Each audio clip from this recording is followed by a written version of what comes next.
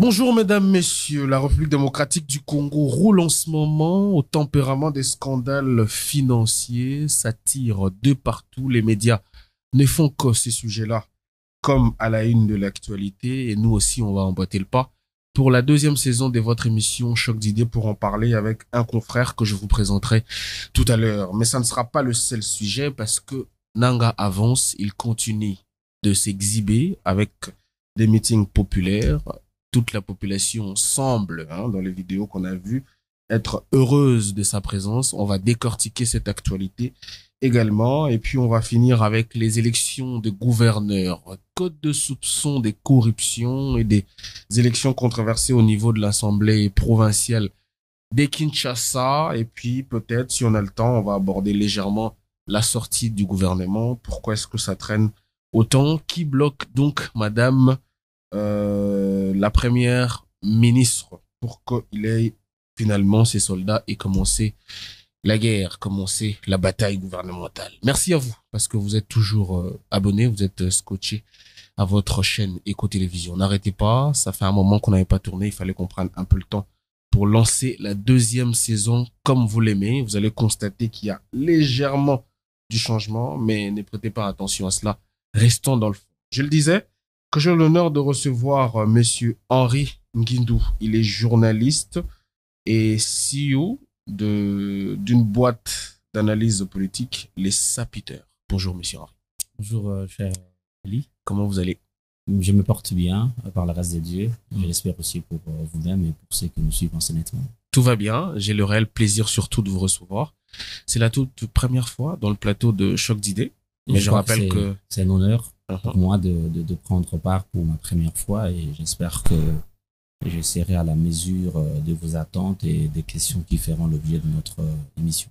Bienvenue à vous. Je pense que les internautes, parce que c'est comme ça qu'on les appelle, vu qu'on diffuse essentiellement sur YouTube et d'autres plateformes digitales, vont vous apprécier également, vont apprécier votre clairvoyance des analyses. Vous êtes aussi analyste politique. Je le disais tantôt que la République aujourd'hui va au gré des scandales financiers. On a tous suivi, vous avez suivi également comme moi.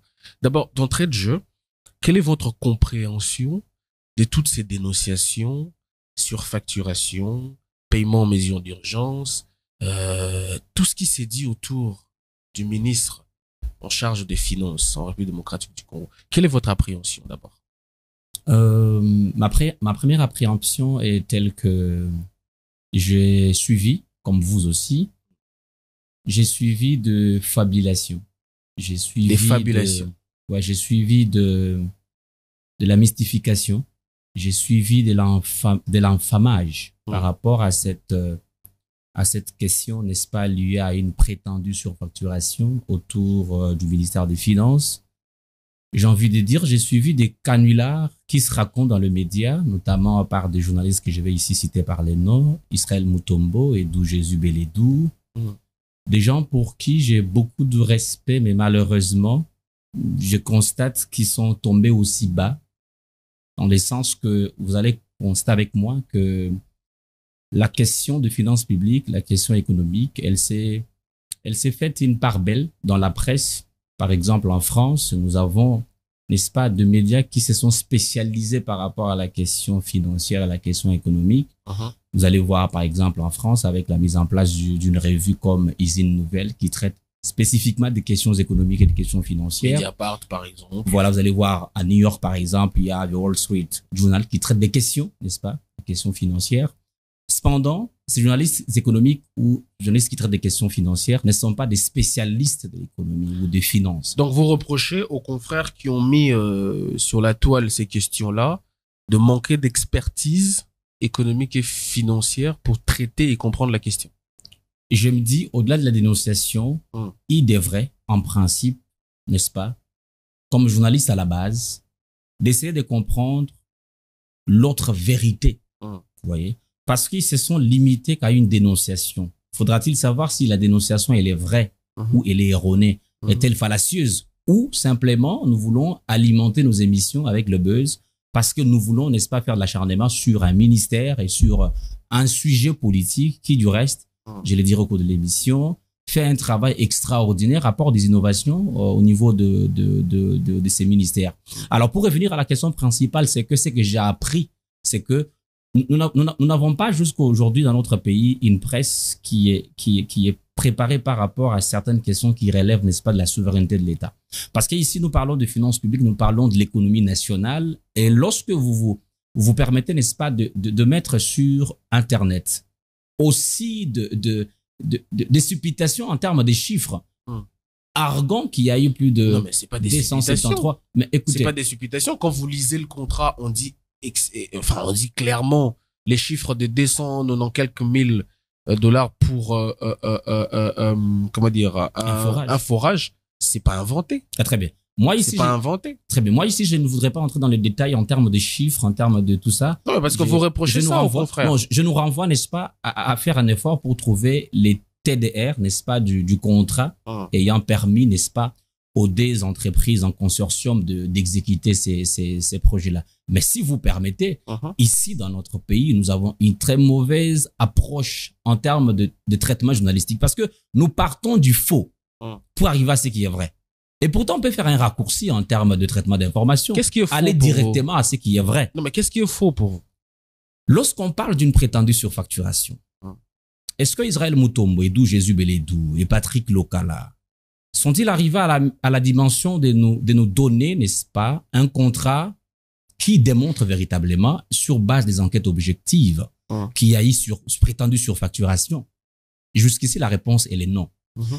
Il s'est tenu une réunion entre le ministère j'ai envie de dire, l'UGF, l'inspection de finances, et les deux consortiums pour savoir s'il y a eu prétendue surfacturation ou pas. Et ça va vous étonner que dans l'acte d'engagement final qui a été conclu le week-end passé, il n'y a aucune référence faite à une prétendue surfacturation. Vous allez comprendre que c'est l'acharnement, comme j'aime souvent le dire, l'acharnement sans intelligence, n'est-ce pas, orchestré par, j'ai honte de le dire, nos confrères journalistes. Quand par exemple, qui complotent de façon ourdie sans intelligence, et ça c'est étonnant. Quand le président de l'ODEP, sur une radio concert aussi respectable, fait la même analyse que le confrère, doute du financement à hauteur d'autant de millions de dollars pour la construction de forages, vous trouvez aussi que c'est faux, que c'est pour ternir l'image de monsieur Nicolas? Parce qu'aujourd'hui, si le monsieur que vous avez cité se permet de passer sur... Monsieur Florimond. Ah ben voilà, monsieur Florimond, voilà. Lorsque j'ai entendu ce qu'il a raconté, j'ai eu froid aux yeux. Vous savez pourquoi? Pourquoi? Parce qu'aujourd'hui, si nous disons qu'il y a eu un financement à hauteur du chiffre qu'il a avancé, nous remettons en cause toutes les compétences attribuées aux services compétents, dont 1, la régulation du marché public, 2, l'approbation du marché public. Souffrez que j'emboîte une approche beaucoup plus pédagogique. Allez-y. Les contrats qu'exécute François Robota aujourd'hui, c'est pas lui qui a signé ces contrats.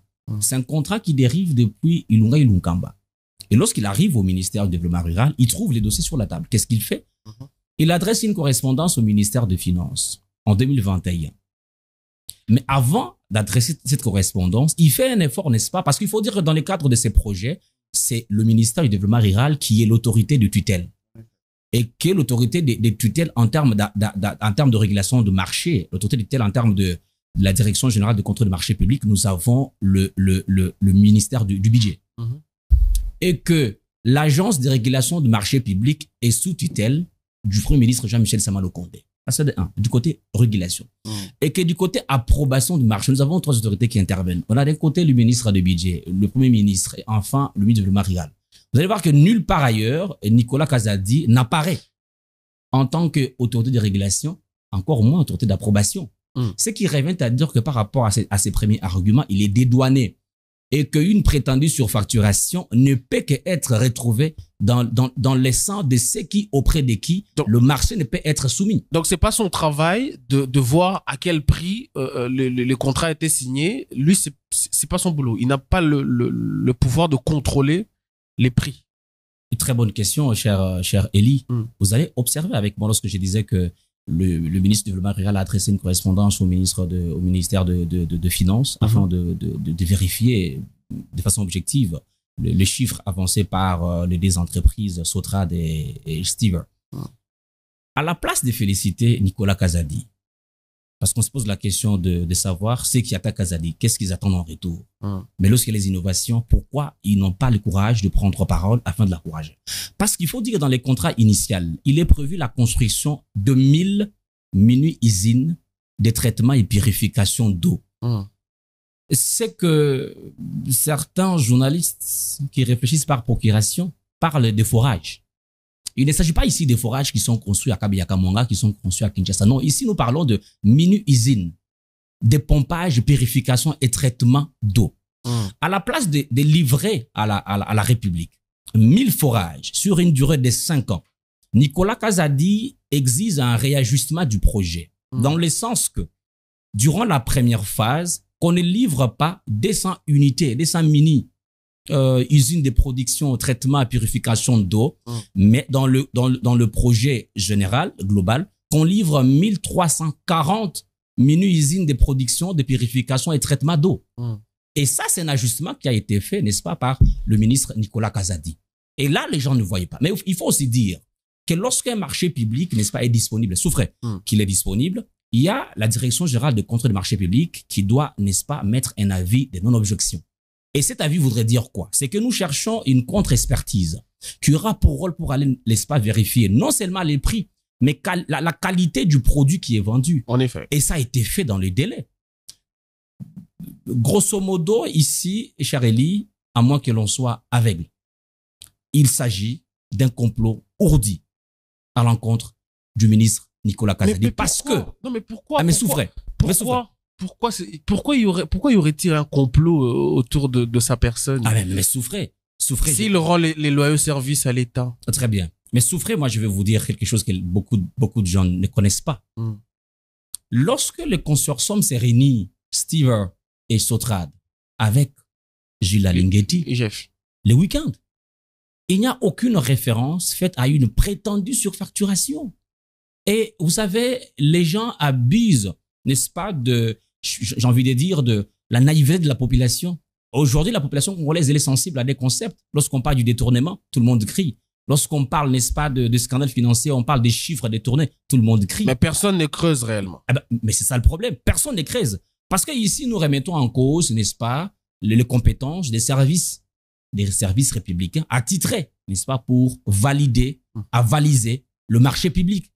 Et j'ai envie de dire, lorsque vous ne trouvez pas, n'est-ce pas, ce que vous recherchez dans la judiciaire de Nicolas Kazadi, allez-y ailleurs. Ça veut dire, vous êtes en train de nous dire aujourd'hui que ces contrats-là, puisque c'est de ça qu'on parle, a suivi un parcours normal, a été validé par tous les services attitrés, par tous les services compétents pour le contrôle, la contre-expertise. Tout a été fait à la normale.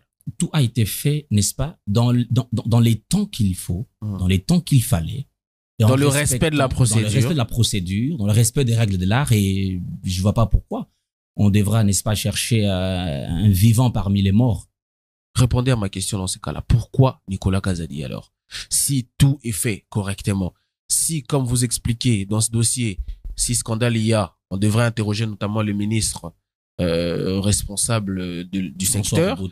On devrait interroger les ministres du budget, notamment. On devrait interroger le Premier ministre, l'autorité du tutelle de l'Office de régulation, des marchés publics.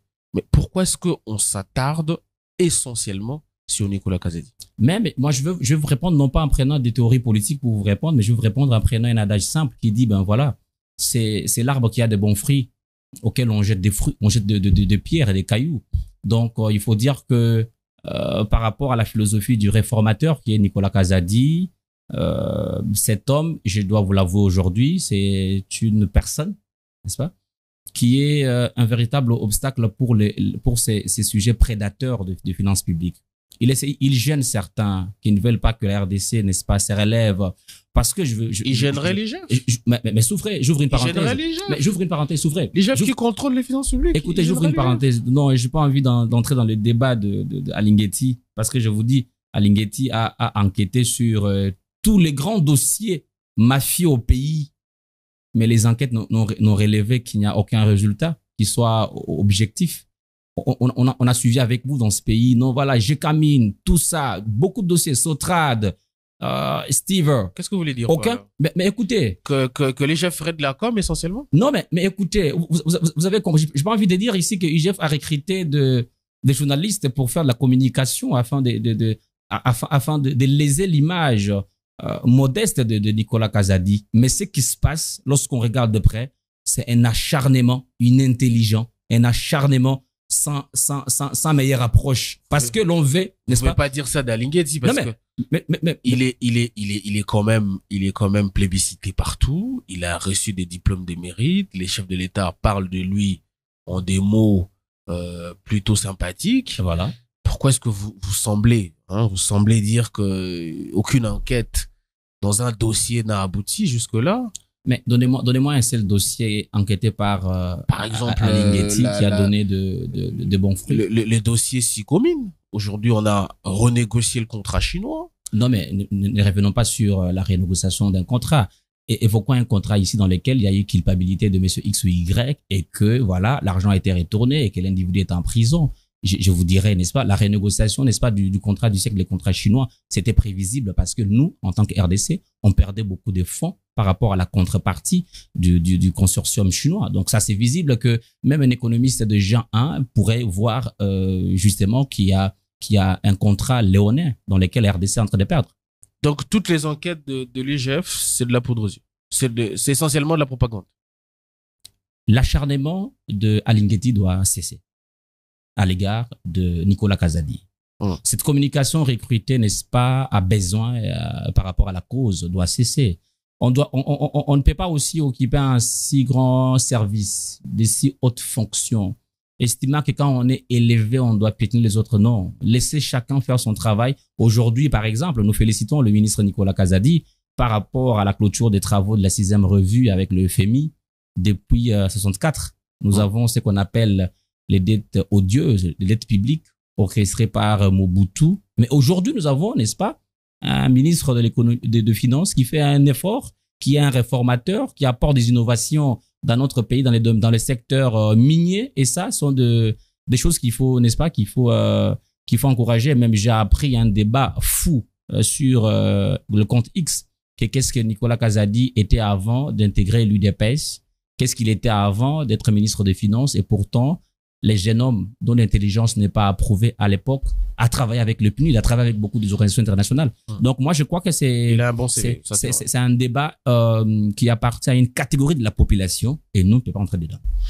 Monsieur Henri Guindo, pour nous, il est en train d'éclaircir, d'analyser avec nous les points d'actualité.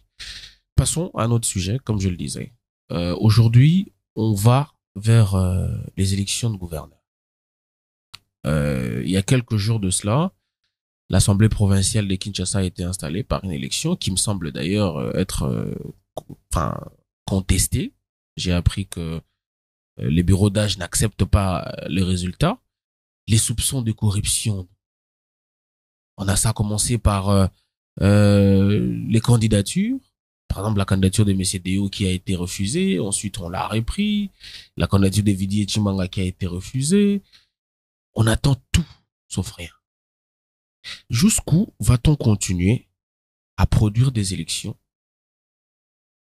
des tricheries, des corruptions, qui biaisent même notre capacité intellectuelle à comprendre nos systèmes électoraux? Votre sentiment là-dessus? Bon, moi, je voudrais commencer par l'Assemblée provinciale.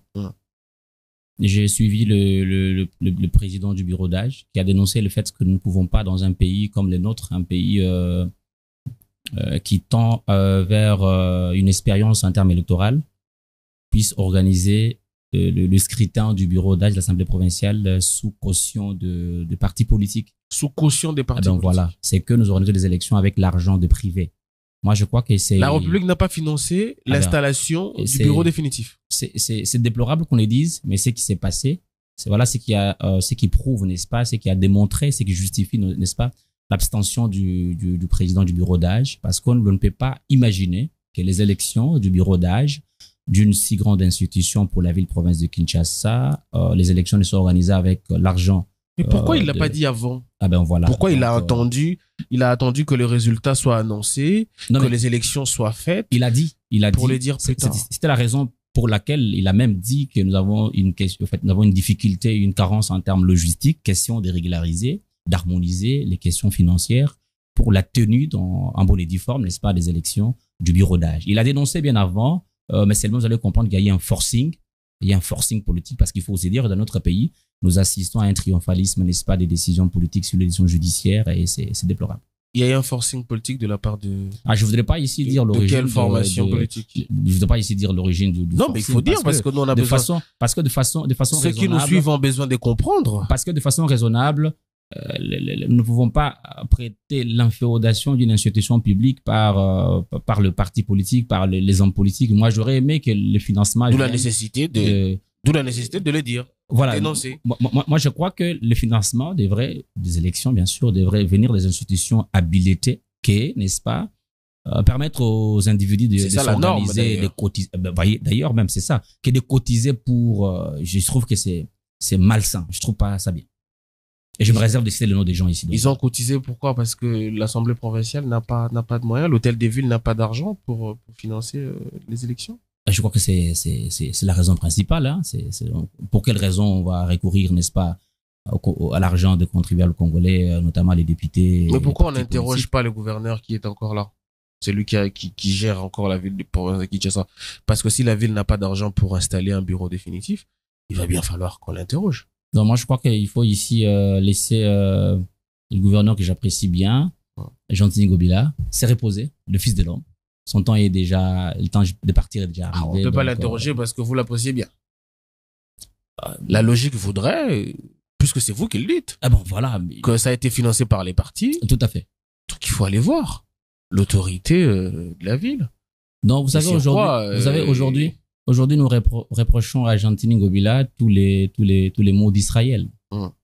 J'ai envie qu'il parte. C'est peut-être à raison. J'ai envie laisser le monsieur partir. C'est peut-être à raison. Quand on regarde au Kinshasa. Voilà, j'ai envie qu'il parte. Comment est-ce que chaque pluie est devenue un danger pour les petits peuples que nous sommes? C'est peut-être à raison. Moi je crois que voilà, je crois que le plus important c'est voilà. J'aurais aimé vous attendre de comprendre qu'il y a une entorse, n'est-ce pas? J'aurais aimé vous attendre. Non, mais justement, j'ai l'impression que vous avalez votre langue. Non, moi je crois qu'il y a une entorse par rapport à la procédure de financement des élections du bureau d'âge, l'Assemblée provinciale. Et donc, je voudrais pas ici qu'on remette sur les débats de Godin Poyi, Ngobila, tout ça. Donc, oui, parce que Godin Poyi, le plus important est d'attendre, n'est-ce pas, qu'on finance ces élections et que tout avance. Les pasteurs Godin Poyi dénoncent d'ailleurs la corruption. Il avance un chiffre qui retourne le cerveau. Il dit, vous ne pouvez pas être gouverneur, peu importe la province, si vous n'arrivez pas à une dépense environ de 5 millions de dollars. Bon, j'ai pas envie de réagir par rapport à son avis. Mais je crois que si vous me posez une question de fond, je l'aborderai. Oui, la question, elle est de fond. Ça veut dire quoi? La corruption a atteint ce niveau-là. Qu'est-ce qu'on doit faire? Si pour se faire élire en tant que gouverneur, il faut atteindre 5 millions de dollars en termes de dépenses, ça veut dire que nous amenons à la tête des provinces de gens qui ont un investissement et qui attendent un retour sur investissement. Qu'est-ce qu'on doit faire? Doit-on abandonner les élections indirectes? Doit-on supprimer ces postes de gouverneurs, des assemblées provinciales aussi? Doit-on aller à un fédéralisme? Qu'est-ce qu'il faut faire pour qu'on arrête cette hémorragie de corruption qui, du reste, nous détruit moralement? Moi, je crois qu'en regardant la ville-province de Kinshasa depuis les années 91 jusqu'en 93 lors de pillages, lesquels pillages a même détruit notre tissu ville économique. Ouais.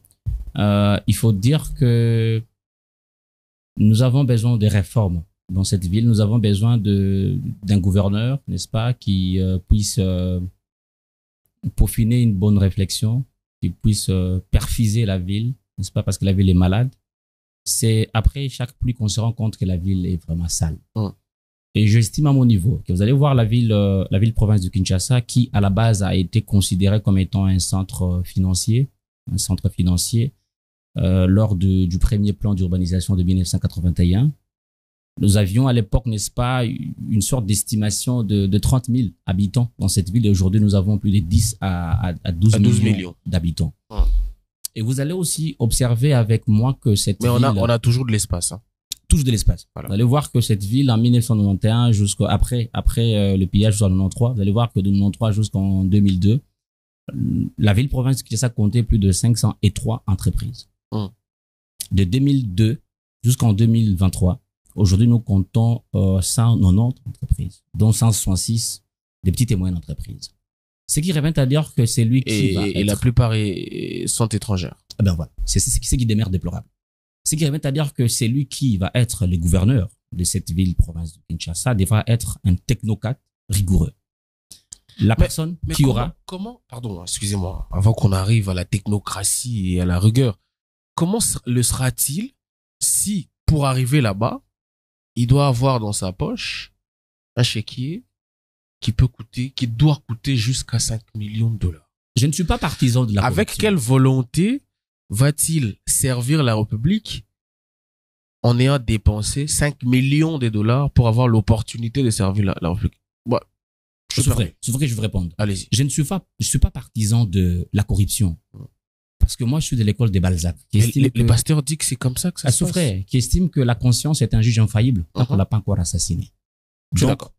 J'estime à mon niveau que nous devons voter un gouverneur sur base du programme qu'il nous présente.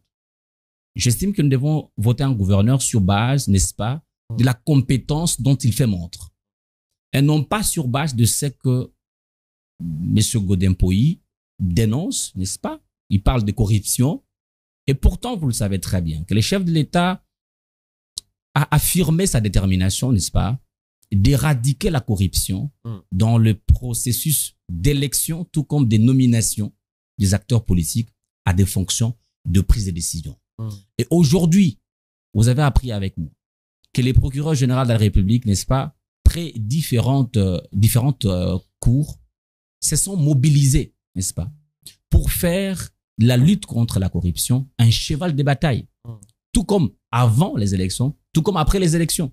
Et donc, moi, je crois que ici, je ne soutiens pas l'approche en termes de corruption. Non, je crois qu'il est possible. C'est pas vraiment une question de soutien. Oui. L'ancien président de l'Assemblée provinciale dit que c'est comme ça. Ah ben voilà. Il dit que c'est comme ça. Mais nous allons voir. Parce que ici, la justice est mobilisée. D'ailleurs, moi, je me demande pourquoi est-ce que le procureur ne se saisit pas de ces révélations-là pour quand même enquêter. Parce que il a géré. Ouais. Il a été au contrôle. Il a contrôlé l'Assemblée provinciale, le gouvernement provincial. Quand il dit ces allégations aussi graves, du haut de sa probité morale, du haut de ses responsabilités sociales, il faut à un moment donné s'interroger sérieusement là-dessus. Comment on peut arriver au développement si un gouverneur, pour servir la République, doit dépenser 5 millions de dollars? C'est une vraie question. Moi, je crois aussi, comme tu l'as dit, qu'il est possible que le procureur général se saisisse de la question parce que la saisie d'office, c'est l'un des mécanismes permettant de déclencher l'action publique. Donc, et que M. Godin-Poyi peut nous servir d'une très bonne source pour arrêter l'hémorragie en termes de corruption au sommet de nos institutions. Quel type de profil voyez-vous pour la gestion de la ville de Kinshasa? Cette ville qui, du jour au jour, ne fait que perdre sa plus belle robe. Vous voyez quel type de profil pour résoudre des problèmes d'embouteillage, des problèmes d'inondation, des problèmes d'électricité, des problèmes de disponibilité d'eau? Il faut qu'il soit comment le gouverneur qui doit arriver? Bon, une très bonne question, parce qu'il faut dire que Kinshasa aujourd'hui est un miroir pour la RDC. Le Kinshasa aujourd'hui, c'est un coin touristique très intéressant si nous le développons. Kinshasa est comme ces cadeaux précieux que nous avons entre nos mains. Si on ne sait pas comment les développer, si on ne sait pas comment l'entretenir, je crois que nous allons taper à côté. À mon humble avis, je crois que c'est lui qui va être le gouverneur de la ville-province de Kinshasa devra avoir un profil comme celui-ci. Il devra être, n'est-ce pas, un technocrate rigoureux. Ça, c'est de un. De deux, et j'estime à mon niveau que celui qui va être le gouverneur de la ville-province de Kinshasa devra être quelqu'un qui maîtrise la question de la territoriale. Et que, au-delà de la maîtrise de cette question territoriale, j'estime aussi à mon niveau qu'il doit être quelqu'un qui a un carnet d'adresses très bien fourni, qui soit, j'ai envie de dire, un entrepreneur. Parce que la ville-province de Kinshasa, c'est aussi un bijou touristique qui peut permettre, n'est-ce pas, du simple fait qu'il soit un objet, un coin, une fleur touristique, ça peut générer beaucoup d'argent pour la ville. Mais aussi, c'est lui qui va être gouverneur de la ville-province de Kinshasa. Et je crois qu'il doit être à mesure, n'est-ce pas, de résoudre 3 problèmes que je vais énumérer de façon rapide. Nous avons la question de la lutte contre le banditisme urbain. C'est une question qu'on doit prendre à bras les corps, sans complaisance. Des deux, moi, je crois que la question des embouteillages, il faut la création des routes transcommunales pour permettre, n'est-ce pas, d'éradiquer cette question d'embouteillage qui devient de plus en plus une question gênante. Mais au-delà des questions d'embouteillage, des questions, n'est-ce pas, d'inondation et tout ce qui s'ensuit, il faut aussi résoudre la question des logements à Kinshasa. Kinshasa, on ne sait plus, n'est-ce pas, eu égard au plan d'urbanisation, on ne sait plus bien gérer cette démographie. Parce que tout le monde veut habiter Kinshasa, tout le monde qui quitte les provinces de l'intérieur veut venir à Kinshasa. Et ici, je propose de façon objective et de façon très modeste la candidature qui m'a convaincu après analyse. Je suis très convaincu que la candidature de Deo Kasongo, avec son colistier Guy Richard Malongo, c'est une candidature qui convainc sur plusieurs plans. Vous allez voir que à ce stade, n'est-ce pas, nous n'avons pas besoin d'un gouverneur qui vienne faire les stages au sommet des institutions de l'État. On a besoin d'avoir un gouverneur qui n'est pas imbu dans une politique politicienne. On a besoin d'avoir un gouverneur, n'est-ce pas, qui doit comprendre que les idées valent de l'argent, valent de l'or. Et Deo Kasongo, par rapport à son parcours en gestion des entreprises privées, des propres entreprises privées, ici à Kinshasa, tout comme ailleurs, j'estime à mon niveau que Deo Kasongo est aujourd'hui une candidature, par rapport à son parcours avant d'arriver, n'est-ce pas, à ses combats électoraux et judiciaires, c'est une candidature à la fois qui convainc, mais aussi qui fait peur. Mais il n'a jamais géré une institution publique. La gestion des institutions publiques n'est pas tout de suite comparable à une gestion des entreprises de surcroît privées. Il n'a aucune expérience politique, il ne connaît pas les tempéraments politiques, il ne sait pas gérer les émotions politiques. Est-ce que vous pensez que les atouts d'un entrepreneur suffisent pour qu'on fasse de lui? Parce qu'il ne faut pas ignorer, il ne faut pas qu'on se leurre, c'est quand même un poste politique. Il sera voté par des députés provinciaux qui suivent forcément un mot d'ordre politique des partis. Il sera quand même contrôlé par ces députés provinciaux-là. Ces atouts techniques ne suffisent pas. Ça n'a jamais été un politique. Très bien. Je tente de répondre à cette question-là en abordant la question principale, c'est que nous avons un tandem qui affiche Deo Kasongo et Guy Richard Malongo. Vous allez voir que lorsqu'on fait les choix d'un colistier, c'est parce qu'on sait que les colistiers peuvent nous apporter un plus dans ce qu'on a comme atout dans la gestion des choses publiques. Et peut-être je l'ai pas souligné, mais vous savez que ce qui fait la différence dans la politique, c'est pas les tempéraments que l'on sait gérer.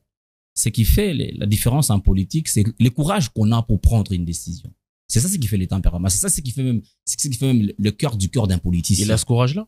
Mais vous savez, lorsque vous me demandez qui n'a jamais été, n'est-ce pas, à la tête d'une institution publique, ça me fait un peu rire parce que, vous savez, une institution privée soit-elle, lorsque elle remplit une mission ou une tâche publique, elle est privée en termes de gestion, mais elle est publique en termes de sa vocation et du service que l'entreprise rend à la nation.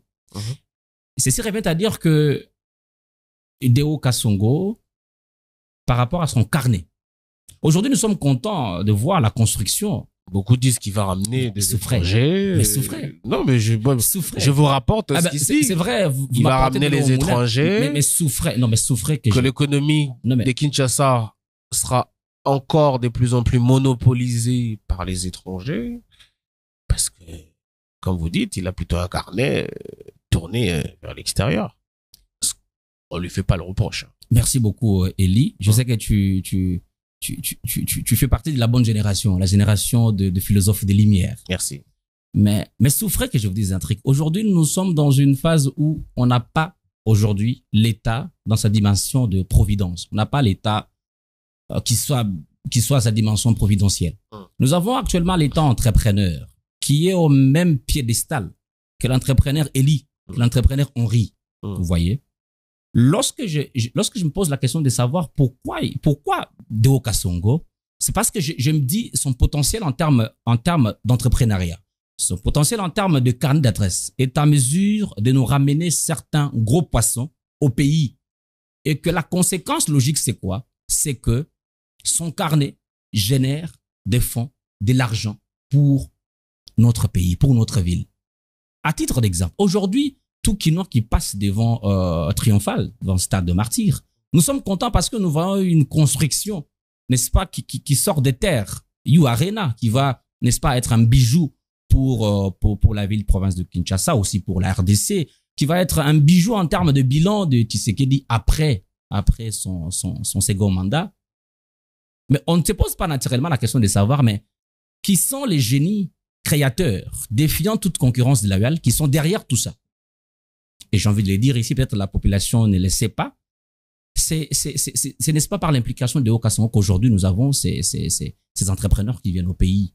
Donc, moi, je me dis, nous n'avons aucune peur que les autres nations viennent chez nous. On n'a aucune peur. Parce qu'on sait que on va apporter les capitaux et ça va beaucoup nous aider, n'est-ce pas, pour résoudre notamment la question de l'économie nationale qui est en berne. Résoudre notamment la question, n'est-ce pas, de notre économie qui est ouverte vers d'autres nations et une économie qui ne consomme pas ce qu'elle produit. Et je crois que le carnet de Deo Kasongo va beaucoup nous aider, n'est-ce pas, de résoudre beaucoup de questions. Mais comme je disais, par rapport au tempérament politique, son colissier, c'est un politologue de formation.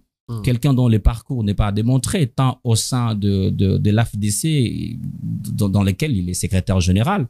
Donc, ce qui revient à dire qu'ici, cher Elie, si nous accordons une chance à Deo Kasongo, à son colissier, les députés d'ailleurs, parce que nous ne faisons que notre travail, n'est-ce pas, d'éclairer l'opinion sur ce qui doit être fait comme bon choix.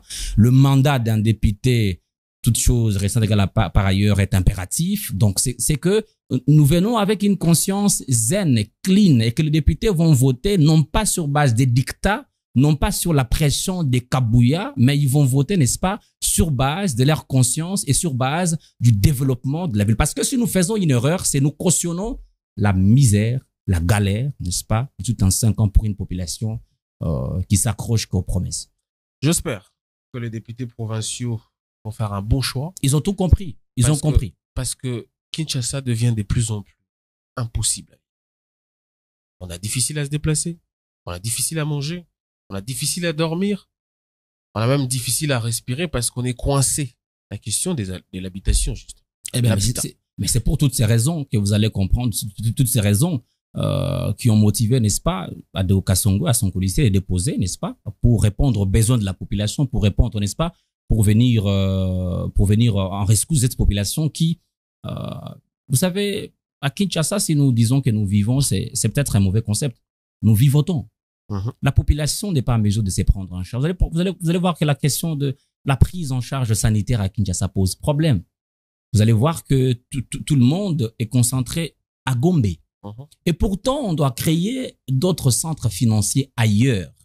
C'est la raison pour laquelle, dans la conception de la ville, province de Kinshasa, dans la conception du Belge, c'est que Gombe demeure un centre financier, mais il faut créer notre centre financier à l'époque qui était la commune des Limités, qui est à la fois limitée résidentielle et limitée industrielle, dans le sens que ceux qui vont travailler dans l'industriel se reposent dans la commune la commune voisine Matete, voilà la commune de Matete, parce qu'on sait que résidentiel était prévu pour ces Belges, voilà, ces personnes prétendument civilisées, et que c'est pour toutes ces raisons qu'aujourd'hui, je vais vous étonner, ce sont peut-être de fortes révélations, que Jean-Tini Ngobila connaît avec qui il fera la remise et reprise. Il connaît. Il connaît déjà. parce que, j'ouvre une parenthèse que je referme très rapidement, il a posé la question au président de la République, dois-je, n'est-ce pas, postuler pour ma propre succession? Dois-je déposer ma candidature? Le président lui a dit non, ne dépose pas. Donc, et qu'il a demandé au président quel est l'homme selon votre cœur. Le chef de l'État lui a répondu, c'est Deoka Songo.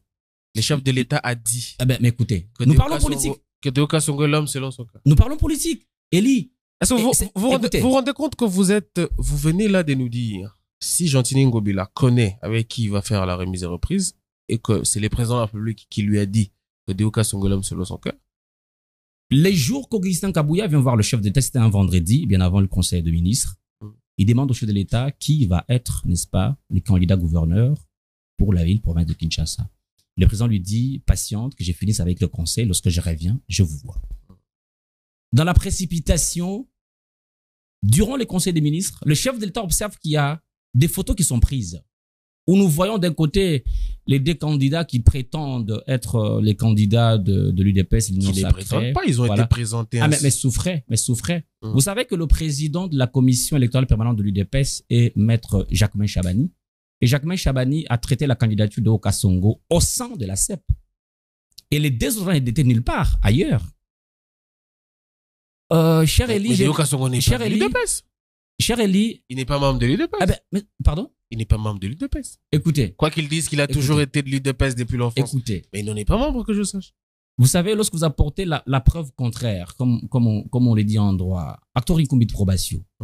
Donc, la charge de la preuve incombe à celui qui allègue le fait. Effectivement. Moi, je vous affirme qu'il est membre de l'UDPS. Donc, lorsque vous vous mettez en cause qu'il n'est pas membre de l'UDPS, apportez-moi la preuve contraire. Parce que cette candidature a été traitée par maître Jacquemain Chabani, qui est vivant, qui est à la présidence. Donc, il y a eu une supputation. Il y aurait donc conflit d'intérêts entre écoutez, le secrétaire général, enfin, le président ad interim aujourd'hui de l'UDPS, M. Augustin Kabouya, et les présidents de la République autour de tickets des candidats gouverneurs et vice-gouverneurs pour la ville de Et justement, vous avez appris comme moi, peut-être que ce sont des informations qui sont gardées secrètes, que Augustin Kabouya a militarisé l'UDPS avec des concepts tels que Tosao Bika.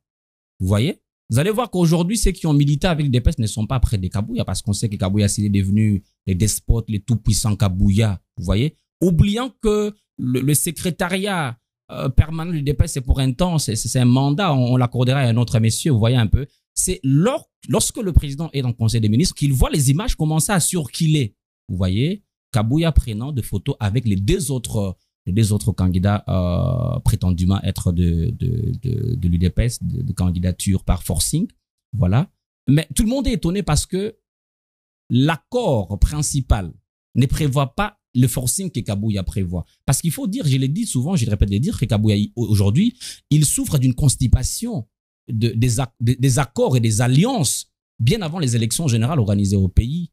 Et que ici, il essaie de se dédouaner. Vous voyez? Il a tenu la main du diable en acceptant des accords et aujourd'hui, les accords ne sont pas respectés. Voilà, n'est-ce pas, toute cette fabulation, cette forme de galéjade autour, n'est-ce pas, de la seule candidature qui, du reste, fait peur non seulement à la CENI, à la justice et à l'UDPS de façon générale. Je fais confiance à vos propos et j'espère que vous ne faites pas de la propagande. Mais que loin de moi. Vous détaillez là. Ma conscience, elle est nette. Je fais partie d'une race de journalistes qui ne sont pas corrompus. Non. Je l'espère. J'écoute trop cher. Je l'espère. Et je vous fais confiance. J'espère donc que. Prenez-moi comme une source d'information. Voilà. On vous prend effectivement comme une source d'information parce que vous êtes journaliste et vous êtes aussi analyste politique. C'est pourquoi je vous avais invité, surtout pour parler de cette question des élections de gouverneurs. Je crois que Deoka Songo, comme vous le dites, s'il est l'homme qu'il faut, on l'attend parce qu'il va falloir des résultats. Tout à fait. Pour Kinshasa. On finit très rapidement par une autre actualité au niveau de l'Assemblée nationale. Mbosso, Bahati, Vital Kamerhe. Trois figures emblématiques de l'Union sacrée qui sont en course pour les perchoirs de l'Assemblée nationale. Qu'est-ce que ça vous fait? Il y a même un peu une primaire au niveau de l'Union sacrée autour de ces trois candidatures. Comment vous réagissez à ça? Moi, je crois que vous n'allez pas me priver de la question de la situation sécuritaire à l'Est. Non, non. Mais je crois que l'unique façon de gérer les ambitions au sein de l'Union sacrée, c'est de permettre ce genre de mécanismes qui puissent permettre, n'est-ce pas, de façon convaincue, que le plus fort puisse l'emporter. Parce que moi, je me dis, très honnêtement, moi, je menais mes enquêtes. Vous savez que durant les régimes au niveau de l'Assemblée nationale, sous Mbosso, Christophe Mbosso Kodiakwanga, il y a eu absence d'un véritable débat parlementaire. Nous avons voté plusieurs lois ici et ces votes étaient intervenus durant un moment où les députés n'étaient pas tous réunis. Et je estime à mon niveau que la période de Mbosso Kodiakwanga est arrivée à la fin. Et que accorder une gestion de l'Assemblée nationale à Vital Kamerhe, parce qu'il n'est pas né de la dernière pluie. Vital Kamerhe a dirigé, voilà, il a été au perchoir de cette grande institution. Et je crois que accorder à ces dignes fils du pays, n'est-ce pas, la possibilité et la gestion de ces institutions ne ferait que, comme disent les juristes, faire bon droit. Vous voyez? Mais je me dis, ce ne sont pas les belles paroles qui vont faire voter Vital Kamerhe, mais je crois que c'est son leadership, son poids, n'est-ce pas, lorsqu'il va convaincre au niveau de cette dimension des primaires organisées au niveau de l'Union sacrée pour gérer les ambitions. C'est à ces stades-là qu'il aura, n'est-ce pas, la bénédiction de cette grande plateforme qui est l'Union sacrée afin de déposer. Hein, et puis, parce que moi, je me dis au niveau de la gestion des ambitions, tout est possible. Hein, tout est possible parce qu'il faut gérer les ambitions. Faut pas que l'Union sacrée aujourd'hui parte en fumée. Vous voyez, nous avons vu avec vous, lorsque nous disons que le mandat du député est impératif, on a vu avec vous les revirements du FCC vers l'Union sacrée. Donc moi, je voudrais laisser les combats politiques se jouer et que le plus fort l'emporte parce qu'on a besoin de résultats, on a besoin d'une Assemblée nationale assise sur des questions, des questions quotidiennes qui mettent l'intérêt de la population au centre de tout. Surtout que nous avons une urgence énorme qui est sécuritaire. On va d'ailleurs consacrer 5 minutes là-dessus pour attendre votre avis. Bah, attendons voir. Ouais. Les primaires sont prévues pour demain au Palais du Peuple à 14h. On espère que dans les éditions de journaux télévisés de 19h, 20h, on saura qui a remporté les primaires. Mais moi, j'appelle les politiques au fair play. Tout à fait. Que c'est lui qui ne gagnera pas. Ah ben voilà. Qu'il se calme. Qu'il ne fasse pas une scission au sein de... Parce qu'il ne faut pas bloquer le pays pour les ambitions politiques. Parlons sécurité maintenant pour chuter. On n'a que 5 minutes parce que nous sommes quasiment arrivés à la fin. Je déborde de tout petit peu. On a vu Nanga récemment s'exhiber sous les caméras et les téléphones du monde entier en chef d'armée, mais également en chef politique. Ça veut dire qu'il marchait avec la population. Les gens semblaient plutôt heureux dans cette vidéo-là parce que chantant, parce que applaudissant. L'avancée de Corneille Nangaa, qui ne connaît aucun retardement de la part de nos forces armées. Qu'est-ce que vous en pensez? Est-ce que ça vous inquiète autant que Corneille Nangaa continue d'avancer sans que l'armée se batte? Je crois qu'en tant que Congolais, l'inquiétude est partagée. Excusez-moi. Parce que Corneille Nangaa, c'est un digne fils du pays. C'est un digne fils du pays. Tout à fait. Jusqu'à preuve du contraire. Un digne fils du pays qui a pris une position par rapport à ses propres convictions. Qui a pris une position qui, à la base... Vous êtes modéré en parlant de lui? Non, je ne suis pas modéré. Aujourd'hui, il est infrégatable. Plus personne ne parle de lui. On s'est non, mais non. Vous comprenez que je sursaute là-dessus parce que ça sort du commun. Corneille Nangaa a dit qu'il va attaquer ma province. Qu'il va attaquer le Kasaï central. Qui va arriver à Kinshasa. Ah ben voilà. Il continue de le dire. J'ai mis le droit d'être inquiet. Mais ici, j'analyse de façon objective le fait. Parce que ici, vous allez voir que la question de l'Est, il n'y a pas la guerre à l'Est. Ce qui se passe à l'Est, c'est simplement des citoyens mécontents. C'est un conflit interne. Ça fait 30 ans. Hein. Ah, mais écoutez, mais c'est un conflit interne que les gens veulent internationaliser, au fait. C'est un conflit interne. Ah, mais souffrez. C'est un conflit interne que les gens veulent internationaliser. C'est une rhétorique de Kigali quand même. Hein. Ah, mais écoutez, écoutez. Je ne suis ni de loin ni de près concerné par cette rhétorique de Kigali. Oui, parce que moi, j'essaie de voir. En fait, quand vous dites ce que je veux dire, peut-être, ça fait mal. Quand vous dites que c'est un conflit interne, ça veut dire quoi? Que vous pardonnez la présence de l'armée rwandaise depuis 30 ans, quand même. Que vous pardonnez tous les étrangers qui sont derrière les rébellions. C'est pas être un négationniste, c'est ça? Très bien. Souffrez que j'aborde la question. Allez-y. De façon frontale. Ce qui m'inquiète dans tout ça, c'est que, voilà, Cordier Nanga, en tant qu'un citoyen congolais, elle a pris des positions, voilà, par rapport à ses convictions. Et aujourd'hui, nous voyons Cordier Nanga dans des vidéos où il nous dit il prédit ce qui va se passer. Et que ce qui m'étonne, c'est que nous avons dans la région dans la région des Grands Lacs, dans la partie de la RDC, beaucoup de contrats depuis 1959. On a plus de 22 accords dans cette région pour pacifier la région. Parce que vous allez voir que cette région des Grands Lacs, elle est victime, n'est-ce pas, des conséquences de la Deuxième Guerre mondiale. Et que d'où même l'appellation de pays des Grands Lacs, qui est une appellation non pas juridique, mais une appellation beaucoup plus politique. Parce qu'il fallait réunir tous ces pays autour de Grands Lacs et trouver des mécanismes, n'est-ce pas, pour arrêter les conflits, notamment des conflits qui sont liés à la quête des minéraux. Ça, c'est de un.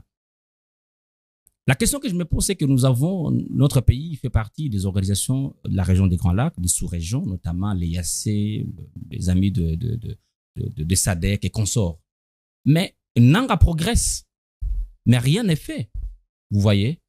C'est là que je me dis qu'il y a une sorte de défaillance, n'est-ce pas, dans ce qu'on a dit avec fougue. Diplomatie agissante. Vous voyez? Je me dis ici, il est important, cher Elie, de dire une chose très importante.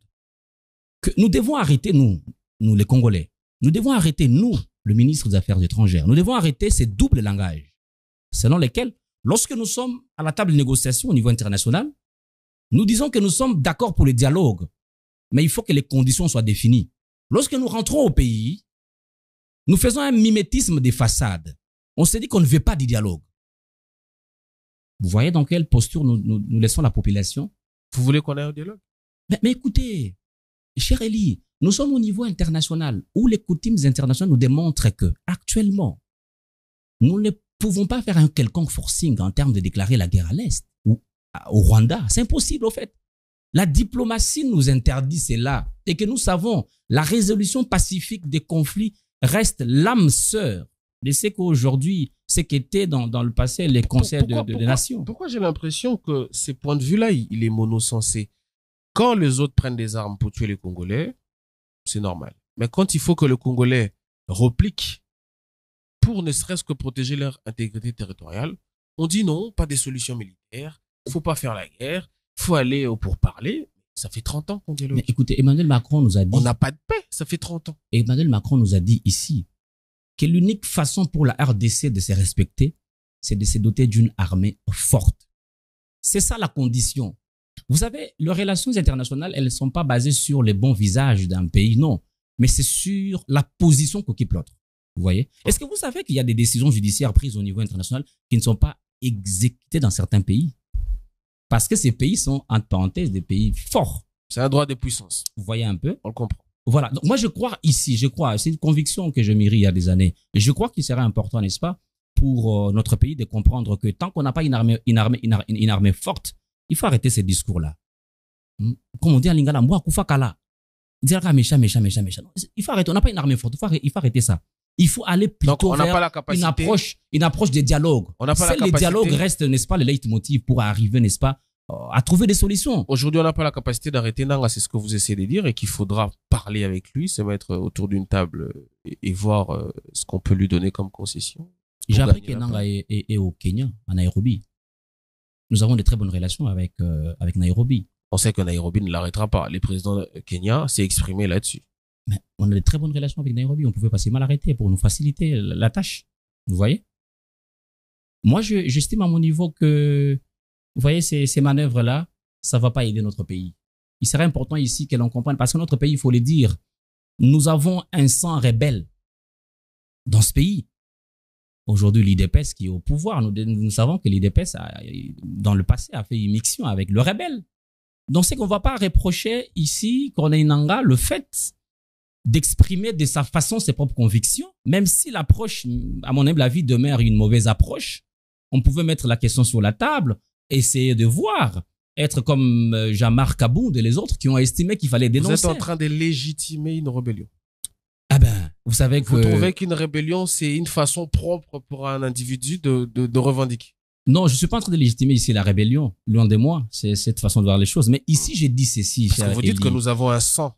Non, mais c'est connu. Et qu'au nom du fait que l'UDPS a eu des alliances avec des rebelles hier, très bien, on ne peut pas condamner Corneille Nangaa. Souffrez, je ne le dis parce que je m'inspire parfois de bonnes réflexions.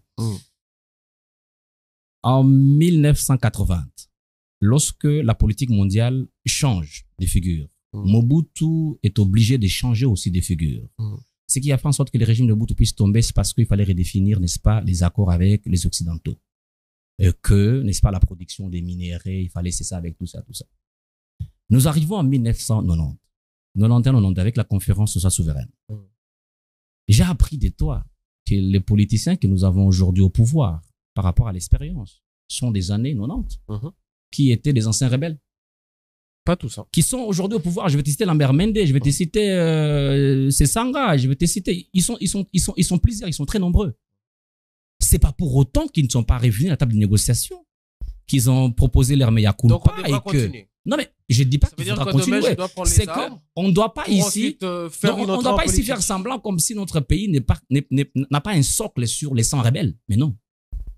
Le Sphinx a rejoint la rébellion à une époque, tu le sais. Donc ici, moi, je crois que la démarche de Nangaa demeure condamnable, mais il faut qu'on se dise, avec le M23, avec les autres là, les groupes rebelles, voilà, qui sont les groupes rebelles, certains qui sont dirigés par Kinshasa, on le sait. Le cardinal Fridolin Ambongo l'a dit et vous le condamnez. Mais pourquoi le Rwanda n'accepte pas qu'il serait derrière le M23? C'est parce que le Rwanda estime que nous aussi, Congolais, Kinshasa est derrière le FDLR. Ça, c'est connu. Ça, c'est d'ailleurs ce que le cardinal a dit. Il a dit, et puis on dit, ben voilà, il mérite la prison. Moi, j'ai l'impression il va pas être le premier prélat à être jeté en prison. J'ai l'impression que beaucoup de politiques espèrent à ce que Nangaa arrive à Kinshasa. Ce n'est qu'une impression. J'ai l'impression. Bon, vous savez, la question de l'Est, c'est... Et j'ai l'impression qu'on est en train de donner raison à Kigali. Parce que si le cardinal dit que le gouvernement finance le FDLR, ça veut dire que Kagame a raison depuis toutes ces années. Parce que c'est ça sa rhétorique. C'est ça son argumentaire. Écoutez, mais qui va apparaître comme un ange sous la scène internationale? Personne. Chacun a sa théorie, chacun sait de quel côté il tire les draps. Parce que vous le savez plus que moi, que la question sécuritaire à l'Est nourrit certains ventres. Ici à Kinshasa. Et ça, on le sait. Donc certains ont tenu ces propos, ils sont retrouvés en prison. Mais je crois qu'il faudra qu'on se dise la vérité, que la question de l'Est, c'est une question multidimensionnelle. Il faut une approche non seulement à la fois diplomatique pour trouver la paix, mais aussi, nous connaissons toutes ces entreprises multinationales qui ont d'ailleurs des nationalités d'origine. On les sait, on peut les poursuivre. Mais pourquoi on ne le fait pas? Parce qu'on sait que, ben voilà, la philosophie nourrit son auteur. Cette émission est terminée. Monsieur Henri, merci d'être passé. Merci d'avoir répondu à toutes nos questions. Merci d'avoir éclairé la lanterne de la population. Je suis très reconnaissant et très honoré d'être invité par vous. Donc, je crois que j'ai été utile à quelque chose et merci beaucoup. Merci à vous qui continuez de nous suivre. Moi, je pense que sur la question sécuritaire, elle dépasse la sphère politique, même la sphère militaire. C'est donc la détermination du peuple qui va peut-être nous permettre de recouvrer la paix. Cette émission est terminée. Suivez-la sur Éco Télévision. Abonnez-vous et partagez. Merci beaucoup.